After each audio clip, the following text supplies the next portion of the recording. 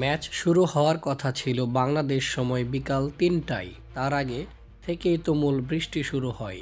Wicket ত্রিপলে ঢেকে রাখা হলেও বৃষ্টির তোর বেশি হওয়ার কারণে আউটফিল্ড ছিল পুরো পানিতে ভর্তি।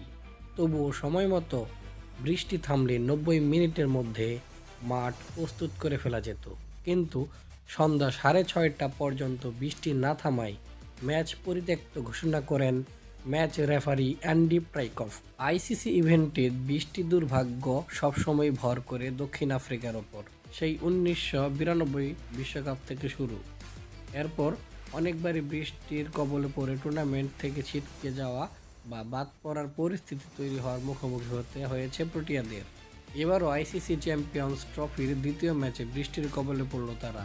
যদিও এখন পর্যন্ত নিশ্চিত নয় তাদের ভাগ্যে কী রয়েছে, কারণ এখনও গ্রুপ পর্বে একটি করে ম্যাচ বাকি। দক্ষিণ আফ্রিকার মুখোমুখি হবে ইংল্যান্ড। এক্ষেত্রে তাদের সামনে কঠিন বিপদ। ইংল্যান্ড প্রথম ম্যাচে ৩৫১ রান করেও হেরেছিল।